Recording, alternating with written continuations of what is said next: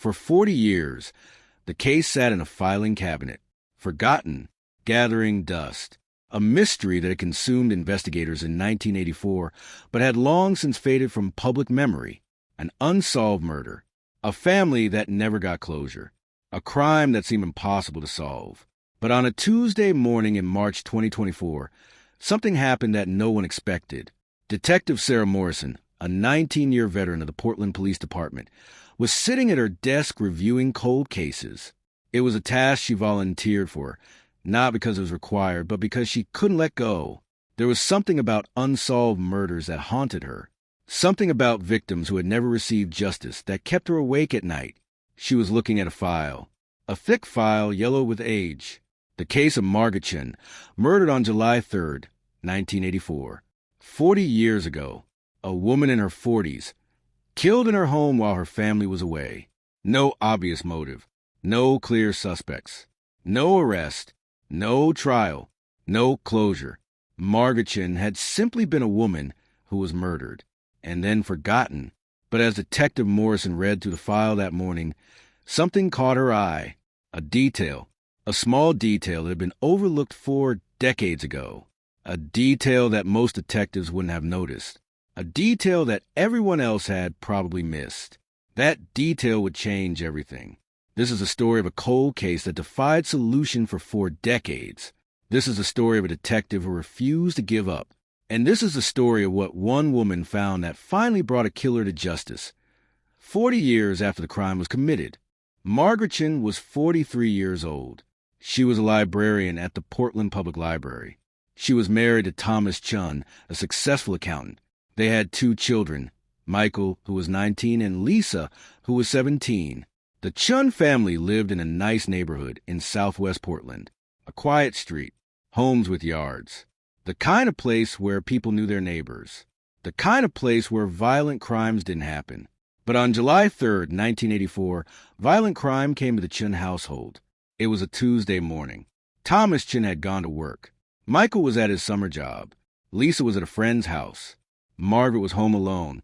At approximately 10:30 a.m., something happened. The details of what exactly happened would remain unclear for 4 decades.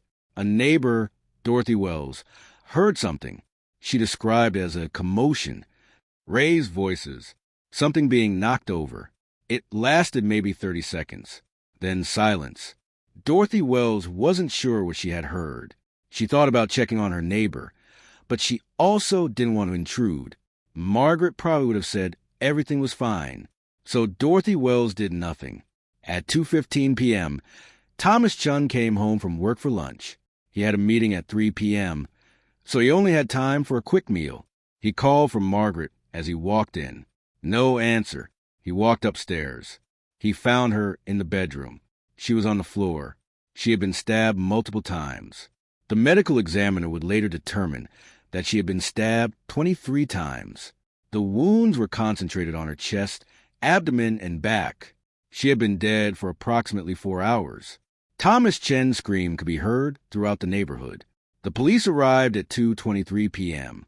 Detectives were on scene by 2:45 p.m. The forensics team arrived by 3:20 p.m. Within 2 hours, the Chen residence had been transformed into a crime scene investigation. Evidence was being collected. Photographs were being taken. The bedroom where Margaret Chen's body lay was being thoroughly documented. But from the very beginning, something was wrong with the investigation. The crime scene showed no signs of forced entry. The doors were locked. The windows were locked. Nothing appeared to have been stolen. Margaret's purse, containing $62 and a credit card, was on the nightstand untouched. This wasn't a robbery. This was personal. The murder weapon was never found. Detectives theorized it was a kitchen knife, based on the nature of the wounds, but the knife was never discovered. It had either been removed from a house or hidden somewhere that detectives never found. The autopsy revealed no evidence of sexual assault. There were no signs of struggle beyond the wounds themselves. Margaret appeared to have been stabbed while either lying down or being held down. There were no defensive wounds on her hands, suggesting she hadn't tried to fight back. This killer wanted her dead. Lead Detective James Murphy told the investigation team, and the killer knew her.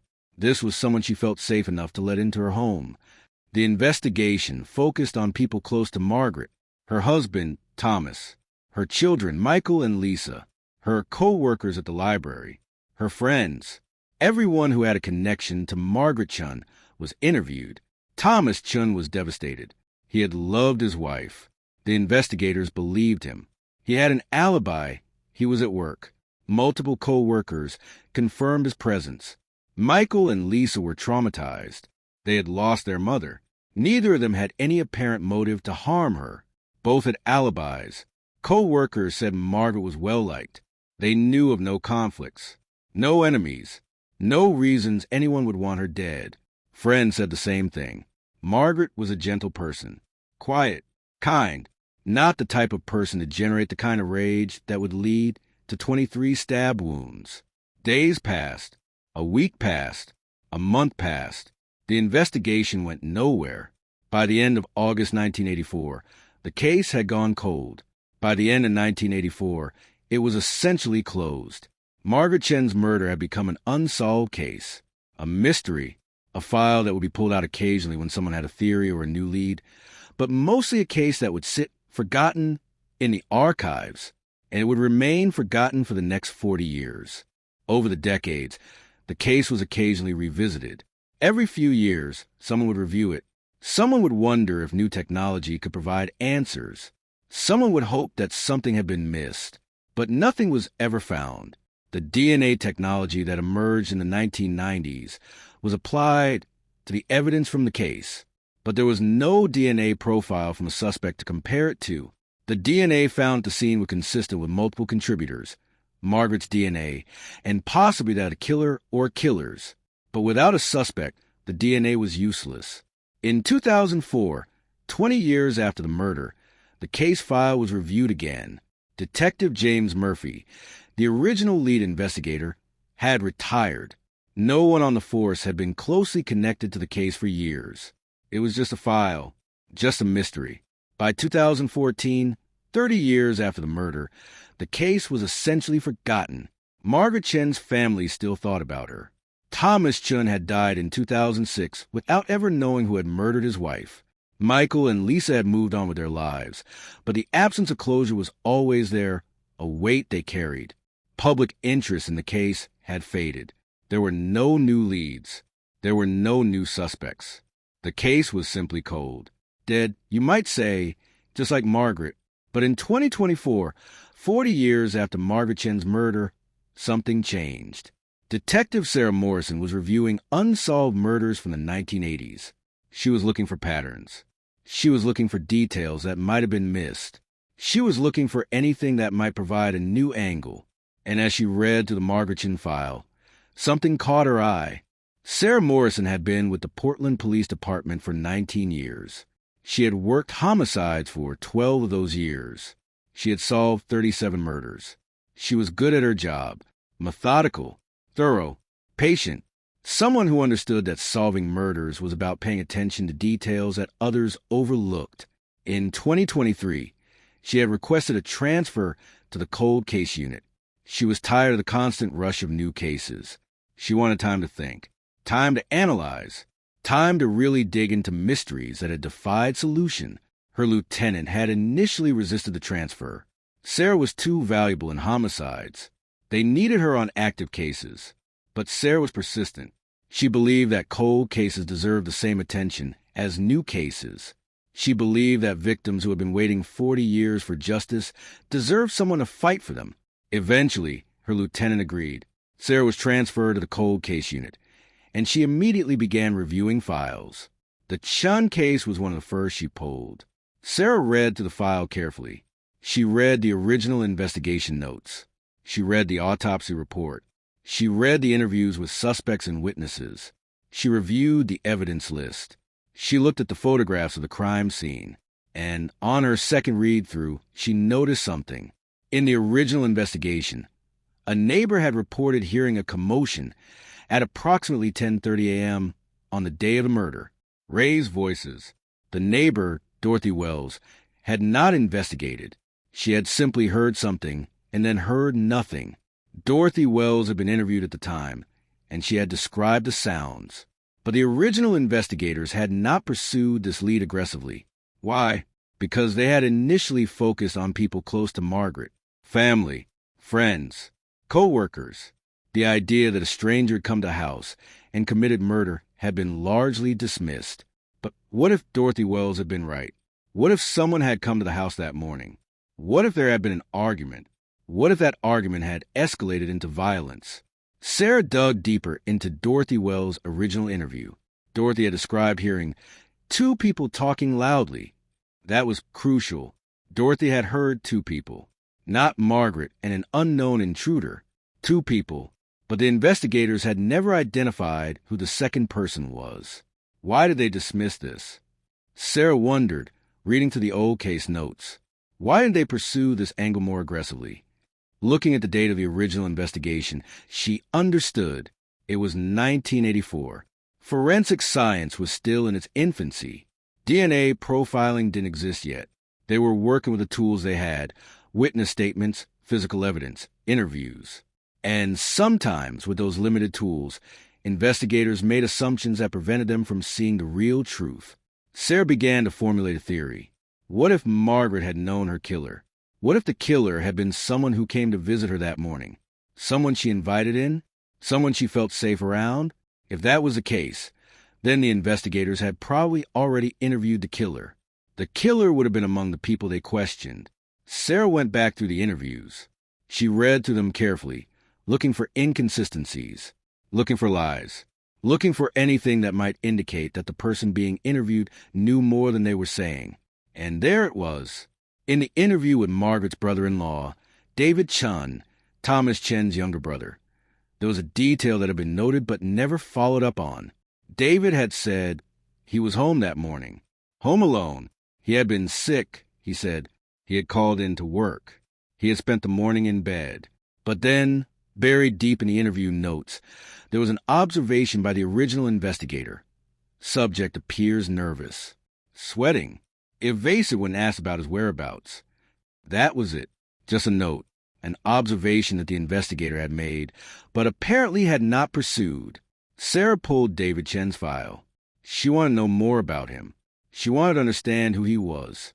She wanted to see if there was any possible connection between him and Margaret's murder, beyond the fact that he was married to Thomas's brother. Sarah began researching David Chen. He had been 38 years old in 1984. He worked as a construction manager. He was married to Patricia Chen. They had one child, a daughter. The original investigation notes indicated that David had initially been considered a possible suspect. He was close enough to Margaret to have access to her home. He was male, and the killer was presumably male. But his wife, Patricia, had given him an alibi. She said he was home that morning. She said he had called her from bed, complaining about feeling sick. That alibi had been accepted by the investigators. Patricia said her husband was home. The investigators believed her. Case closed. But Sarah looked more carefully. Patricia Chen was no longer alive. She had died in 2009. So Sarah couldn't interview her to verify the alibi. More importantly, Sarah wondered why had the investigator noted that David Chen appeared nervous and evasive if they were so confident in his alibi. That inconsistency had bothered someone, enough to write it down, but it hadn't bothered anyone enough to investigate further. Sarah dug deeper. She pulled David Chen's phone records from 1984, phone records from 40 years ago. They had been preserved on microfiche. It took time to retrieve them, but Sarah was patient. What she found was interesting. David Chen had a phone call log. On July 3rd, 1984, the morning of the murder, there was a phone call from David Chen's home phone to the library where Margaret worked. The call had been placed at 9:47 a.m. The call had lasted 43 seconds. Sarah made a note. A phone call from David Chen's house to Margaret's workplace on the morning of the murder. Why? What had David called Margaret about? The original investigation notes made no mention of this phone call. Either it had been missed or it had been considered insignificant. But Sarah thought it was significant. She continued digging. She obtained David Chen's work records from 1984. David had called in sick on July 3rd, but Sarah found something else. On July 2nd, There had been a work incident. David had gotten into an argument with his supervisor. The supervisor's notes indicated that David had been upset about something personal. Sarah was starting to see a pattern. David Chen had been upset about something personal on July 2nd. He had called in sick on July 3rd. He had called Margaret's workplace on the morning of the murder. Why? Sarah made a request for David Chen's current whereabouts. She wanted to find him. She wanted to interview him. She wanted to ask him about that phone call and the argument with his supervisor. What she discovered was that David Chen was still alive. He was 78 years old. He was living in a retirement community in California. He had been living there for the past 15 years. Sarah decided to make a trip to California. Before making the trip to California, Sarah did one more thing. She went to the police evidence room where the physical evidence from the Margaret Chen murder had been stored for 40 years. The evidence room manager, a man named Robert Torres, helped her locate the boxes. There were 3 boxes total, containing all the physical evidence collected from the Chen residence. Sarah opened the first box. She found the autopsy report. She found photographs of the crime scene. She found evidence logs. She found fiber samples, hair samples, soil samples. She opened the second box. She found more photographs, crime scene documentation, layout drawings of the bedroom. She opened the third box, and that's where she found it, a piece of evidence that had been cataloged, documented, and apparently forgotten. It was a coffee cup, a ceramic coffee cup, white with a simple design, that had been found on the nightstand next to Margaret's body. The cup had contained cold coffee. It had been collected as evidence, presumably because it seemed to be part of the scene, but there was a note in the evidence log suggesting that investigators had determined it didn't provide any useful information. Sarah picked up the cup. She examined it carefully. The cup was in a plastic evidence bag, and it had been preserved for 40 years. Sarah looked at the evidence log more carefully. The cup had been tested for fingerprints, but the fingerprints found on the cup had been incomplete and unidentifiable at the time. No database existed to check them against, so the cup had simply been stored. But now, in 2024, such a database existed. Sarah made a decision. She was going to have the cup re-examined. She was going to have the fingerprints lifted again, using modern techniques, and she was going to see if those fingerprints matched anyone in the current database. It was a long shot, a very long shot, but Sarah had learned that long shots sometimes paid off. She submitted the cup to the forensics lab with a request for fingerprint analysis. The lab promised results within 2 weeks. Then, Sarah booked a flight to California to interview David Chen. Sarah drove to the retirement community where David Chen lived. It was a pleasant place, nestled in the hills of Northern California. Palm trees, manicured lawns, well-maintained buildings. The kind of place where older people came to spend their final years in comfort. She found David Chen's residence. She knocked on the door. David Chen answered. He was old now, 78 years old. His hair was white. His face was lined. But his eyes were sharp, alert, and when he saw a police detective at his door, his expression changed. Just for a moment, just long enough for Sarah to see something in his face. Recognition, guilt, fear, all combined into a single flash of emotion that he quickly tried to suppress. "Mr. Chen?" Sarah asked. "Yes," he said, his voice cautious. "I'm Detective Sarah Morrison with the Portland Police Department. I'm investigating the death of Margaret Chen. I'd like to ask you some questions." David Chen's face went pale. "That was 40 years ago," he said quietly. "Yes," Sarah said. "It was, but we're reopening the investigation. May I come in?" David Chen didn't want to let her in. Sarah could see it in his body language. But he also knew that refusing to cooperate with a police detective would look suspicious. So he stepped aside and allowed her in. They sat in his living room. David offered her tea. Sarah declined. She wanted to stay sharp. She wanted to observe him carefully. "Mr. Chen," Sarah said, "I'm reviewing the original investigation into your sister-in-law's death, and I have some questions about your whereabouts on the morning of July 3rd, 1984. "I've already answered these questions," David said. "I was home. I was sick. I stayed in bed." "Your wife gave you an alibi," Sarah said. Patricia said you were home. Yes, David said. The problem is, Sarah continued, your wife is no longer alive, so I can't verify that alibi. David didn't say anything. He just stared at Sarah. I also found something interesting, Sarah said. On the morning Margaret died, you called a library where she worked. You called at 9:47 a.m. The call lasted 43 seconds. Why did you call her? David's hands clenched. Sarah noticed it. She also noticed that he started sweating. I don't remember that. David said, Really? Sarah said, because phone records from 40 years ago show that you did. There was a long silence. Sarah waited. She knew that silence was a powerful tool. People wanted to fill silence. They wanted to explain themselves. If she waited long enough, David might say something that gave her information. And he did. I called to see if she could do me a favor, David said finally. That's all. I called to ask if she could help me with something. She said she couldn't. We ended the call. That's it. What favor did you need? Sarah asked. I don't remember. David said, Try, Sarah said. David was sweating more now. His voice was getting higher. He was clearly anxious. There was something personal. Something I didn't want Thomas to know about. I thought Margaret might help me, but she said no, so I let it go. Sarah didn't believe him, but she also knew that she couldn't prove he was lying. Not yet. Did you go to Margaret's house that morning? Sarah asked. No, David said firmly. Are you sure? Because a neighbor reported hearing two people arguing at Margaret's house on the morning of her death. David's face went even paler. I don't know anything about that, he said. Sarah studied him carefully. She believed that he was lying, but she needed evidence. She needed something concrete. Mr. Chen, she said finally, if you remember anything else, anything at all, I'd appreciate if you would contact me. She left her card on the table. As she was leaving, David Chen grabbed her arm.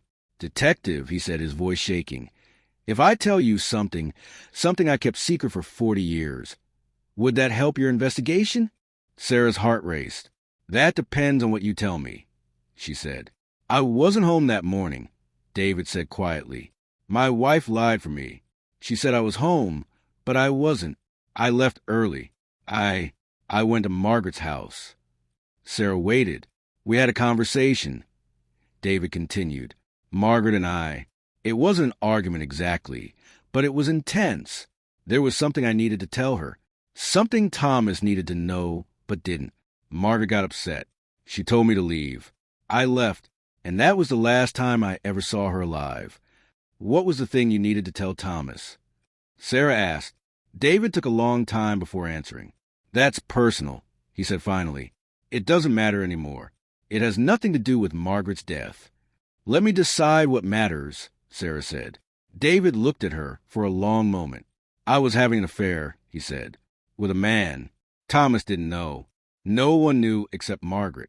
And I was going to tell him, but I was scared. I asked Margaret not to tell him. She agreed, but she was angry with me. She was angry that I was living a lie. That's what our conversation was about. Sarah absorbed this. David Chen had come out to Margaret. Margaret had been shocked and upset. The conversation had ended with David leaving the house. And then, shortly after, Margaret had been killed. But David had never told anyone that he had actually been to the house. His wife had lied for him. And for 40 years, that lie had protected him. Why didn't you tell the police this in 1984? Sarah asked. Because I was terrified, David said.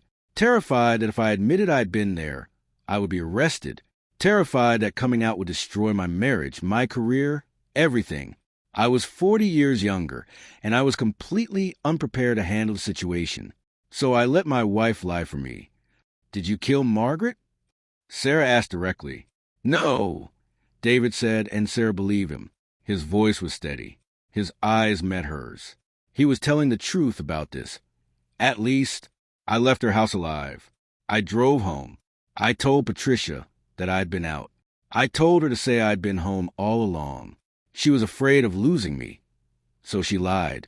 And then, when Margaret was found dead, I was too terrified to come forward. I thought if I admitted I'd been there, I'd be blamed, so I said nothing. I've carried that guilt for 40 years. Sarah left the retirement community with a head full of new information.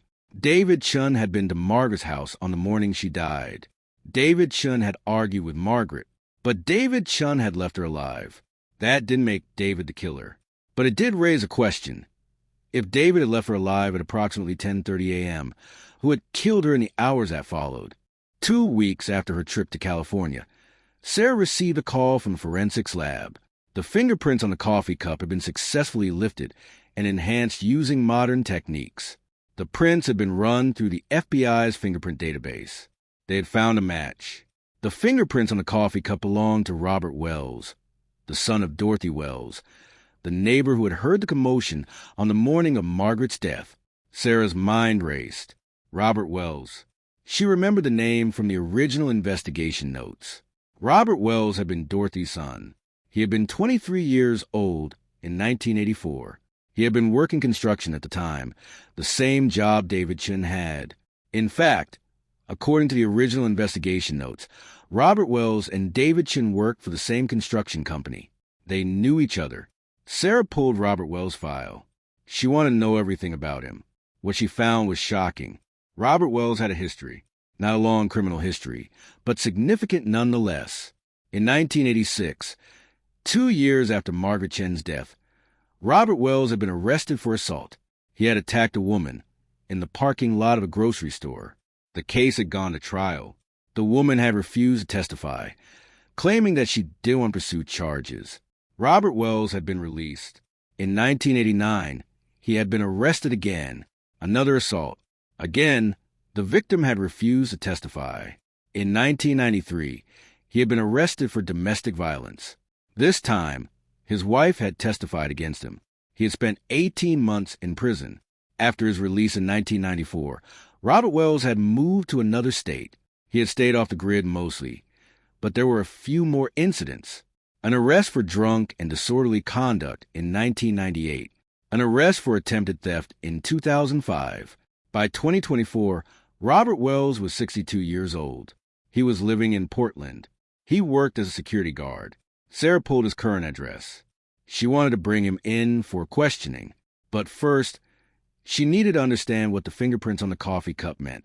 Why would Robert Wells' fingerprints be on a coffee cup in Margaret Chen's bedroom? How had they gotten there? Sarah developed a theory. Robert Wells had come to Margaret Chen's house that morning. Perhaps he had been looking for David Chen. Perhaps he and David worked together and he was checking on him. Or perhaps Robert had his own reasons for being there. Margaret had offered him coffee, as hospitable people do. He had held the cup. They had talked. And then something had happened. Something had escalated. And Margaret had been killed. Sarah didn't have proof yet, but the fingerprints were proof that Robert Wells had been in Margaret Chen's house. And that was enough to reopen the investigation in earnest. Sarah brought Robert Wells in for questioning.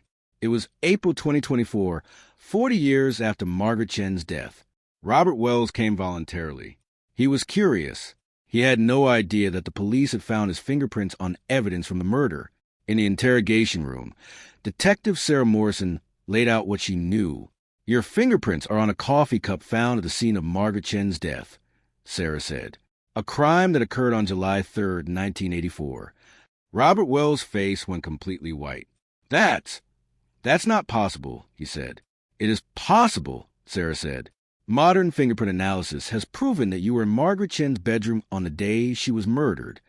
"I wasn't," Robert started to say, but then he stopped. "You weren't what?" Sarah pressed. There was a long silence. "I wasn't supposed to be there," Robert said finally. Sarah waited. "David Chen asked me to come by." Robert said. He said he needed to talk to Margaret about something personal. He said he was nervous about it. And he wanted a friend there, so I went with him. When we got there, David went in. I waited outside for a few minutes. Then David came back out and said Margaret wanted to talk to me too. "Why would Margaret want to talk to you?" Sarah asked. "I don't know," Robert said. "But I went in. Margaret offered me coffee. I drank it. We talked for a little while, and then I left." "What did you talk about?" Sarah asked. Robert hesitated. David's personal life. He said, "Finally, family stuff, nothing important." Was Margaret angry? Sarah asked. "A little," Robert admitted. "But not at me, at David." She was disappointed in him. "But she wasn't angry at me." "What time did you leave?" Sarah asked. "I don't know. Maybe 10:45? 11 o'clock? A long time ago." "And Margaret was alive when you left?" "Yes," Robert said. "Definitely." Sarah studied him. She believed him. Robert Wells had been at Margaret Chen's house, but he hadn't killed her. So the question remained, who had? Sarah continued her investigation. She looked into other people who knew Margaret, people she worked with, people she knew, anyone who might have had access to her home. And then weeks later, something occurred to her. The phone call. The call that David Chen had made to Margaret's workplace at 9:47 a.m. The call had lasted 43 seconds. What if David hadn't called Margaret at work? What if there was a second phone in Margaret's home? A phone that Sarah hadn't considered? She checked the original investigation notes. And there it was, a note buried in the evidence log. Home phone, second line. In kitchen, number, redacted. A second phone line. Margaret had a second phone in the kitchen. That's what David had called. That's why the call had gone through even though Margaret was at home. But the original investigators had apparently not pursued this detail. They had known Margaret had a second phone line, but they hadn't considered its significance. Sarah dug deeper. She obtained the phone bills from Margaret's home from July 1984. What she found was a pattern of calls to and from the Chun household.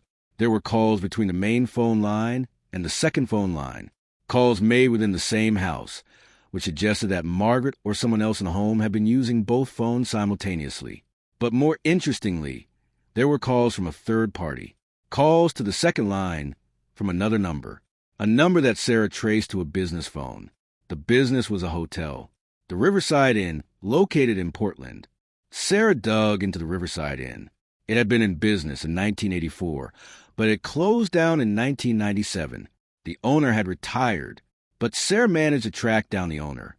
His name was Henry Patterson. He was 86 years old and living in a nursing home in Portland. When Sarah visited him, she asked about the hotel in 1984. "I remember it," Henry said. "It was a nice place. Small, but nice. We had maybe 30 rooms. We were busy during the summer. Did you know a woman named Margaret Chen?"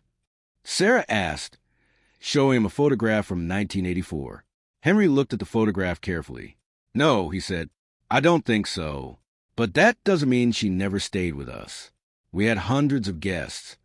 "What about phone calls?" Sarah asked. "In July of 1984, there were several calls made from your hotel phone to a private residence, a number that belonged to Margaret Chen." Henry frowned. "I don't know anything about that," he said. "That would have been my manager's responsibility, keeping track of calls and billing." "Who was your manager?" Sarah asked. "His name was Gregory Price." Henry said, "But he's been dead for, probably 15 years now. Cancer." Sarah felt a sinking feeling. Gregory Price had been the manager at the Riverside Inn in 1984. He had presumably taken the calls and made the arrangements for billing, but he was dead. However, he might have left records, or he might have had family members who remembered something.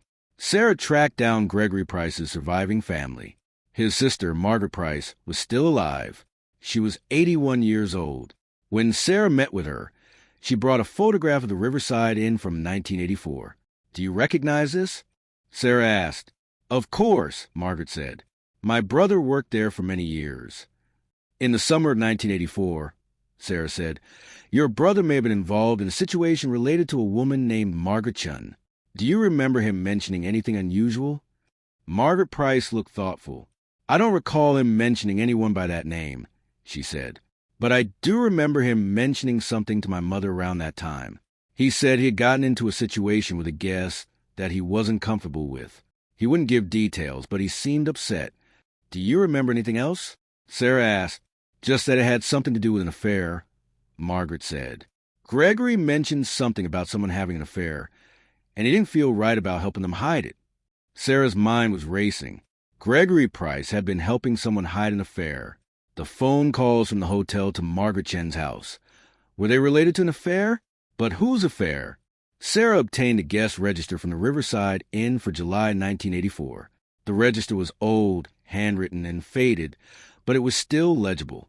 She looked through the entry for July. She was looking for a man, probably in his 40s or 50s, someone who might have been having an affair with Margaret Chen. She found something interesting. There was a registration for Mr. and Mrs. John Adams for July 1st to 3rd, 1984. Room 14, Mr. and Mrs. But Sarah wondered, was it really a married couple? Or was it two people checking in under a fake name? Sarah tracked down the credit card used for the booking. The card was registered to a man named Thomas Anderson. Thomas Anderson. Sarah ran the name through the system, and she found a match. Thomas Anderson had lived in Portland in 1984. He had been 52 years old. He was a doctor. He had been married, and he had died in 2003. Sarah went to the hospital where Thomas Anderson had worked. She found records. He had been a well-respected physician. He had had an impeccable reputation. But Sarah also found something else. In 1984, there had been a complaint filed against Thomas Anderson by a female patient. The complaint alleged inappropriate behavior, specifically an affair between the doctor and the patient. The complaint had been filed by Margaret Chen. Sarah's heart raced. Margaret Chen had filed a complaint against Thomas Anderson. Thomas Anderson had used a fake name to check into a hotel with someone. And shortly after his apparent affair, Margaret Chen had been murdered. Sarah pulled Thomas Anderson's personal records. He had been a married man, married to Victoria Anderson. Victoria was still alive. She was 91 years old and living in an assisted living facility. Sarah arranged to meet with Victoria Anderson. Victoria was old and frail, but her mind was sharp. When Sarah showed her a photograph of Margaret Chen from 1984, Victoria's reaction was immediate and visceral. She started crying.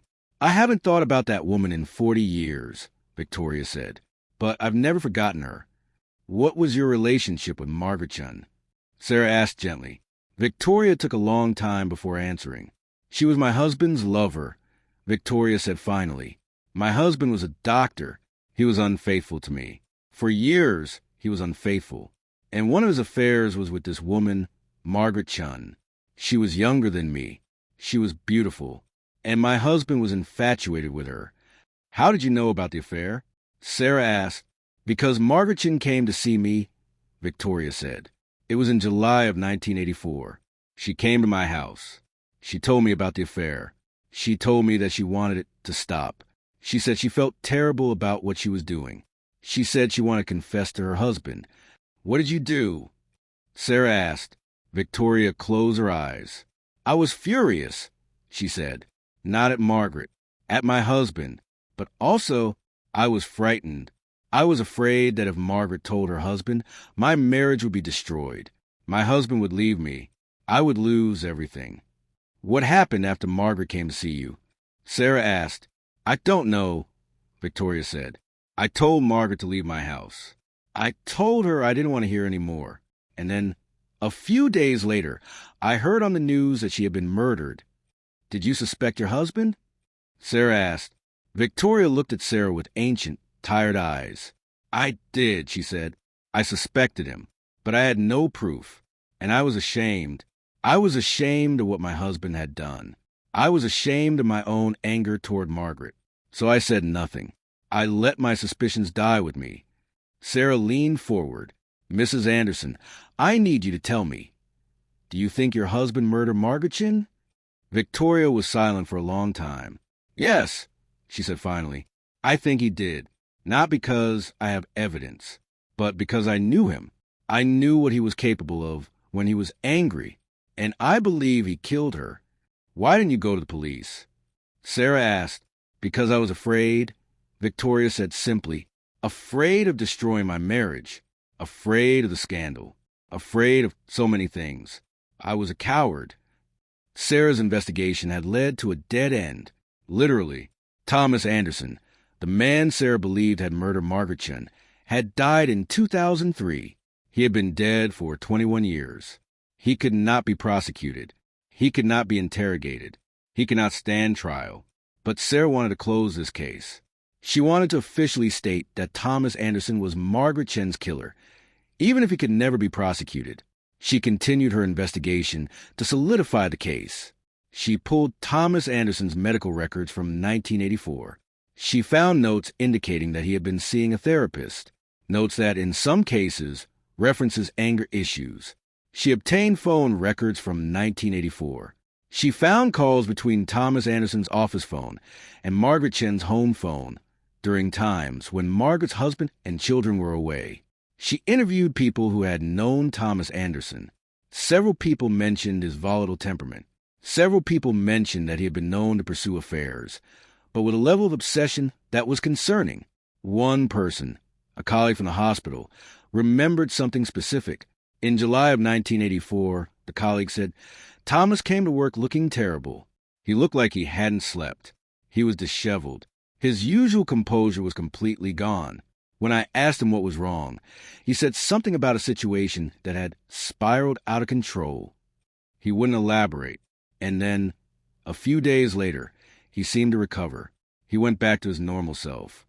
Sarah compiled all the evidence: phone records, financial records, testimony from Victoria Anderson, the timing of events, the fact that Thomas Anderson had been in a hotel under an assumed name on the day of the murder.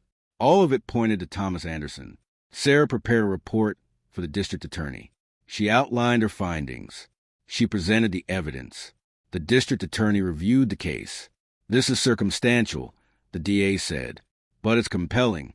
And more importantly, the victim's family deserves to know who killed her, even if we can't prosecute. The DA made an official statement. On May 15, 2024, the Portland Police Department announced that they had solved the Margaret Chen murder. The killer, they announced, was Dr. Thomas Anderson, who had died in 2003. Thomas Chen had died in 2006, so he never learned who had killed his wife. But Margaret's children, Michael and Lisa, learned the truth in May 2024. Both Michael and Lisa were now in their 50s. Both had built lives in other cities. Both had to carry the weight of their mother's unsolved murder for 4 decades. When the police informed them that her killer had been identified, both broke down in tears. I always wondered, Michael said, my whole life, I wondered who did this to my mother. And now I finally know. And it's a relief, I think. It's hard to explain, but it's a relief. Lisa said something similar. I can finally stop wondering, she said.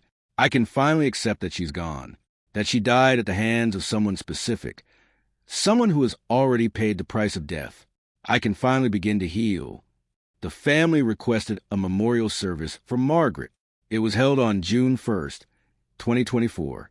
More than 200 people attended. Colleagues from the library, friends, family, people who had known Margaret or had been touched by her life. Detective Sarah Morrison attended the service. After the service, Michael and Lisa approached her. Thank you, Michael said, shaking her hand. Thank you for not giving up. Thank you for finding the truth. Your mother deserved justice, Sarah said, even if it took 40 years. The Margaret Chen case had profound impacts on the Portland Police Department and beyond. Detective Sarah Morrison was promoted to head of the cold case unit. She was given additional resources. She was given permission to pursue cases the way she believed they should be pursued, with patience, with attention to detail, with a refusal to let old cases be forgotten. Within 5 years of taking over the cold case unit, Sarah and her team solved 12 additional cold cases. 12 cases that had been sitting unsolved for decades. 12 families who finally got the answers they deserved. The successful resolution of the Margaret Chen case also drew attention to the importance of re-examining physical evidence from old cases. The coffee cup, a seemingly insignificant piece of evidence, had been the key to solving the case. Because of this, the police department implemented a new policy. All physical evidence from unsolved murders will be periodically re-examined using current forensic techniques, regardless of how old the case was.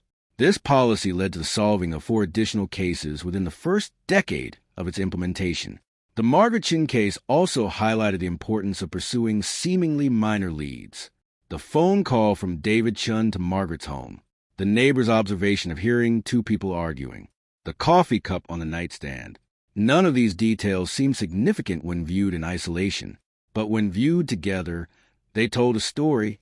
The key to solving the Margaret Chen case was fingerprint analysis. Specifically, the ability to lift and enhance fingerprints from a coffee cup using modern forensic techniques. In 1984, when Margaret Chen was murdered, fingerprint analysis was still relatively primitive. Fingerprints had to be clear and complete to be useful. Partial fingerprints, degraded fingerprints, fingerprints on unusual surfaces. These were often impossible to analyze. But in 2024, forensic science had advanced dramatically. New technologies allowed investigators to lift fingerprints from surfaces that would have been impossible in 1984. New databases allowed those fingerprints to be compared against millions of other fingerprints, dramatically increasing the chances of finding a match. The coffee cup, preserved in evidence for 40 years, contained Robert Wells' fingerprints. Those fingerprints, invisible to the naked eye and unanalyzable in 1984, told a crucial story in 2024. This advancement in forensic science meant that many old cases could potentially be solved. Cases that had seemed impossible in their time can now be approached with new tools and new techniques. Sarah Morrison spent considerable time trying to understand the motivation behind Margaret Chen's murder. Based on the evidence she had gathered, she believed the following. Thomas Anderson had been having an affair with Margaret Chen. Margaret had come to realize that the affair was wrong. She had wanted to end it. She had confessed the affair to Victoria Anderson, Thomas's wife. She had told Thomas that she intended to confess to her husband. This represented a threat to Thomas Anderson. An affair was humiliating enough, but Margaret's confession would have destroyed his marriage, his reputation, his career. Thomas, a man with a history of rage and obsession, had spiraled. The evidence suggested he had checked into a hotel under an assumed name on July 2nd. He had called Margaret repeatedly. He had become increasingly desperate. On the morning of July 3rd, he had gone to Margaret's house. He had knocked on the door. Margaret had let him in. She probably felt she owed him one final conversation. They had argued. Margaret had held firm. She was going to confess. Thomas had realized in that moment that he was going to lose everything. And in that moment, something broke in him. Some line was crossed. He had grabbed a knife from the kitchen. He had stabbed Margaret 23 times. And then he had fled. He had gone back to the hotel. He had checked out. He had gone back to his life. He had never been caught. He had lived another 19 years, until his death in 2003. Victoria Anderson lived for another 2 years after the case was solved. During those 2 years, she gave additional interviews to Detective Morrison. She wanted to provide as much information as possible to help confirm that Thomas Anderson was Margaret's killer. Victoria was at peace, she said. She was relieved that the truth had finally come out. I spent 40 years carrying a suspicion, Victoria said. A terrible suspicion about my husband, and I said nothing. I protected him even in death. But now the truth is out, and I can finally let go. Victoria died peacefully in her sleep in June 2026. She was 93 years old. The Margaret Chen case, solved 40 years after the crime, taught the law enforcement community several important lessons. First, it taught that cold cases should never truly be closed. Even cases that seem impossible to solve can potentially be solved with new evidence, new technology, or fresh investigative eyes. Second, it taught that small details matter. The coffee cup, the phone call, the neighbor's observation of two people arguing. Individually, none of these details seemed conclusive, but together they told a story. Third, it taught that advances in forensic science can solve old crimes. The fingerprints on the coffee cup were invisible and unanalyzable in 1984, but in 2024, they provided the key to unlocking the case. Fourth, it taught that determination and persistence matter. Detective Sarah Morrison could have dismissed the case as too old, too complicated, too cold, but she refused to let it rest. She dug deeper. She found new angles. She pursued leads that others had overlooked or dismissed. And finally, it taught that closure, even delayed closure, is important. Margaret Chen's family waited 40 years to learn who had killed her, but when they finally learned the truth, it was profoundly meaningful to them. It allowed them to grieve properly. It allowed them to move on. As of 2025, here's the status of the key figures in the Margaret Chen case. Detective Sarah Morrison continues to head the cold case unit. She is 52 years old and has become one of the nation's leading experts in cold case investigation. She has spoken at conferences. She has trained other detectives. She is the author of a book about cold case investigation, which has become required reading at many police academies. Michael and Lisa Chen have both publicly spoken about their experience of waiting 40 years for justice. They have become advocates for cold case investigations. They have worked with law enforcement to encourage the use of new forensic techniques on old cases. David Chen lived for another 8 years after Detective Morrison interviewed him. He died peacefully in 2032 at the age of 86. In the years before his death, he had finally come out publicly. He had written a memoir about his experience of living in the closet and the guilt he had carried for so long. He had also worked with LGBTQ organizations to promote acceptance and understanding. Robert Wells was never charged with any crime related to Margaret Chen's death. However, his fingerprints being found at the scene led to the reopening of cases related to his arrest for assault. One of his victims agreed to testify in court, and he was convicted and sentenced to prison. Victoria Anderson died peacefully in 2026. Her legacy was that she finally told the truth. In doing so, she allowed justice to be served, even though the perpetrator was already dead. Margaret Chen is remembered. There is a scholarship in her name at Portland State University. There is a reading room in the Portland Public Library named in her honor, and there is closure for her family. This is the story of a cold case that defied solution for 40 years. This is the story of a detective who refused to let an old murder be forgotten. This is the story of how one small detail, a coffee cup, led to the solving of a mystery. And this is the story of how justice, even when delayed, can finally be served.